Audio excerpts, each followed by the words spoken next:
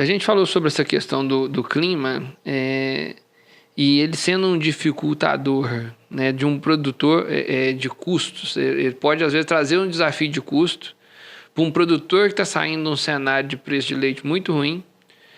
Um ano, talvez um ano historicamente, um ano de, pelo menos de percepção de pior crise que o produtor viveu dos últimos tempos aí da bovinocultura leiteira. Então o produtor sentiu muito isso, né? Nunca foi tão inflamado no produtor a ponto de ter que se organizar, de ir para protesto, de ir para Brasília e tal.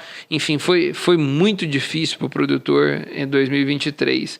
Quando ele entra no ano com um clima desfavorável, um produtor de idade média avançada, a idade média do produtor de leite, aí, no diagnóstico nós levantamos em 2019, a idade média era de 57 anos.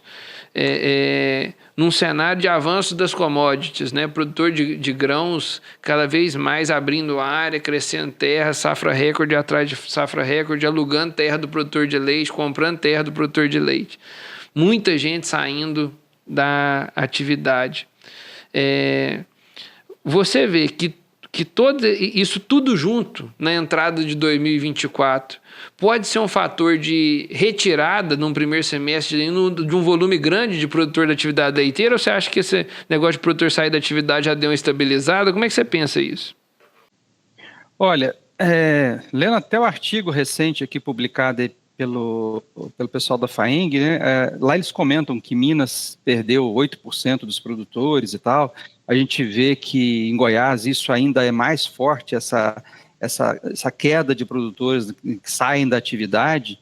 A gente tem que entender que isso faz parte de um movimento que ele não é apenas do Brasil, é um movimento mundial, né? Produtores de leite deixando a atividade, permanecendo aqueles que são mais competentes na atividade como produtor. Essa questão que você colocou, né, essa percepção, é importante, essa palavra diz tudo. Uma coisa é o que eu percebo, outra coisa o que é real. Tá? A percepção é que foi um ano terrível para leite, né? Se chororou todo. Percepção. Mas e lá, nos números, matematicamente falando, será que foi assim mesmo? A gente, graças a Deus, acompanha muitos produtores, conversa bastante com o produtor. Os produtores que, nos momentos corretos, fizeram os investimentos certos e estão trabalhando de forma correta, usando o dinheiro a favor dele, usando o dinheiro, né, o capital para trabalhar para ele, esses produtores, a percepção deles é diferente, a realidade deles é diferente. E se você conversar com eles, eles também vão chorar que o negócio está ruim, que o leite está barato e tudo mais, sabe? Mas, assim, tem uma coisa que desde que eu estou no leite, desde 30 anos atrás, ela é assim, toda vez que um litro de leite comprou 1 quilo de ração, na cabeça do produtor, e isso na cabeça dele, na percepção dele, o leite agora tá bom, 1 litro de leite está pagando 1 quilo de ração, né? E se a gente for olhar essa relação custo, de preço de leite e custo de produção, quando a gente olha o RMCA, que é produzido lá pelo Milk Point, a relação, mesmo nesse ano difícil, com preço difícil, a relação ela foi favorável ao produtor. Então, se a gente for olhar matematicamente falando, numericamente falando, a produzir leite no ano de 23, mesmo com todas as adversidades que nós tivemos, ainda foi bom para aqueles produtores bons, produtores competentes, eficientes na atividade. E é óbvio que para os produtores que têm certa dificuldade de se organizar e buscar essa competência, aí ficou muito difícil mesmo, tá? O que a gente precisa entender, eu tive recentemente no Noroeste Mineiro, visitei 2 grandes cooperativas lá, e as 2 grandes cooperativas falam de produtores de 500 produtores, de 1.000, de 1.500 produtores, com média de 200 litros de leite por produtor. Tá? Você pega assim, uma cooperativa que tem 1.000 produtores com média de 200 litros por produtor.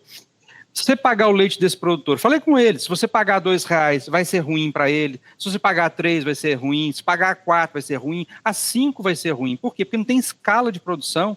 Quando eu pego 6.000 litros produzidos no mês e multiplico por esse preço por litro, não dá volume. não dá escala, sabe? Se eu botar um percentual é 10% de lucro, o que é 10% de lucro de R$6.000, sabe? Então, essas coisas que precisam ser tratadas com o produtor, precisam ser discutidas com o produtor. Eu vou contar uma história aqui rapidamente, aqui não sei como é que está o nosso tempo aí, mas essa história vale muito a pena a gente prestar atenção nela.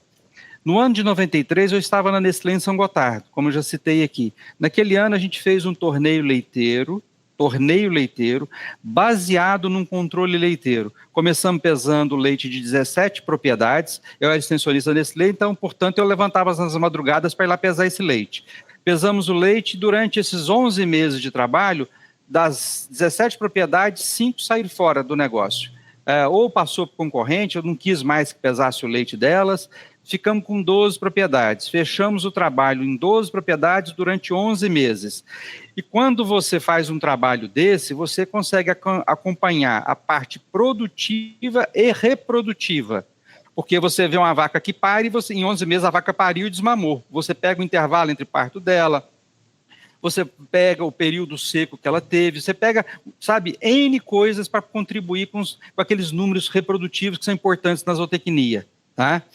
Conclusão da história, para resumir, nós tivemos o seguinte, fizemos o encerramento, o Dario Batista de Souza, que era assessor técnico da NPL na época, inclusive morador de Lavras, mora em Lavras.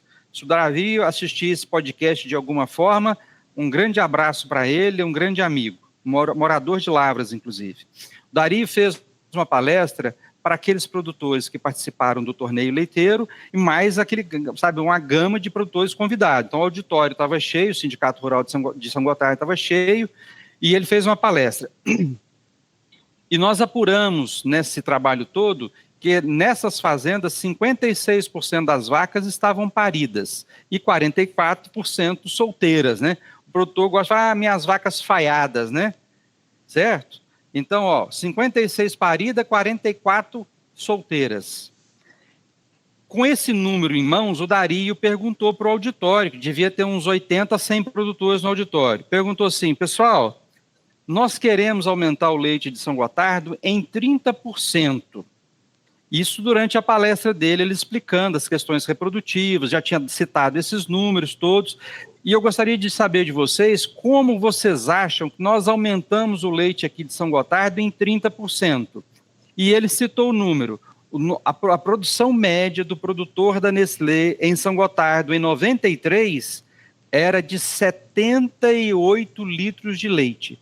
Média litros por produtor na Nestlé de São Gotardo em 93, 78 litros a média. Olha que loucura que é isso. E a ideia era passar para 94 litros, aumento de 30%. E jogou essa pergunta para o auditório com quase 100 produtores. Como vocês acham que nós conseguimos fazer esse aumento de 30% na produção? Adivinhe qual é a resposta? Os produtores, e ele ainda disse, técnico não pode responder, só produtor para responder, porque tinha técnico da Emater, tinha técnico de outras empresas presentes, os técnicos não respondem, só os produtores. Vieram três respostas quase que assim, simultâneas, uma em cima da outra. Tem que aumentar o preço do leite, tem que aumentar o preço do leite, tem que aumentar o preço do leite. E eu ouço isso nos últimos 30 anos, sabe? Para toda solução da atividade leiteira é aumentar o preço de leite. E a resposta não era lá naquela ocasião aumentar o preço de leite e não é hoje. E eu vou mostrar como. Simples. Pega 44% daquelas vacas solteiras, pega 30% agora delas. 4 vezes 3, 12. Você pega 12 vacas daquelas solteiras, 12, 13 vacas daquelas solteiras, põe agora para compor o rebanho leiteiro. Com isso, a gente joga as vacas em lactação de 56 para próximo de 70. Com esse aumento de vacas em lactação, que é perfeitamente possível, na relação vacas secas e vacas paridas, é perfeitamente possível você ter 70% parido, correto? Vocês, tecnicamente, eu sei que vocês concordam comigo, porque esse número ele pode chegar a 83, a média, né, ótima, e nos Estados Unidos eles trabalham com 85, porque lá eles dividem 14 por 12, e aqui nós dividimos 12 por 10. É 12 por 14. Né? 12 por 14 e 10 por 12, né? Aqui a conta que a gente faz é essa. E lá é 12 por 14, dá 85, aqui dá 83. E eu estou falando de chegar a 70. Se a gente tira de 56 para 70, a gente já consegue o aumento de produção de 30%, sem ter que aumentar preço necessariamente, entende? Então é por isso que eu digo que a atividade leiteira, ela tem muitas oportunidades. E olha, dentro de uma porteira para dentro da fazenda tem tanta oportunidade. A gente consegue fazer caixa assim, ó, 10 centavos aqui, 5 ali, 3 aqui, 2 ali, mas é muito. A gente tem uma diferença, por exemplo, de mão de obra. Numa fazenda eficiente, a mão de obra custa 15 centavos. Numa fazenda eficiente, a mão de obra custa 30 centavos por litro. Eu já vi isso N vezes. O que é 15 centavos em preço de leite? Alguns por cento. Então, assim, oportunidades tem para esse ano de 24, é mais um ano que, assim, nós estamos estimando ele como um ano positivo, melhor que 23, mas continua um ano de desafio, um ano de fazer o dever de casa. E aí, fazer o dever de casa não é apenas o produtor, a cadeia como um todo, começando no insumo e indo lá no atacado e varejo.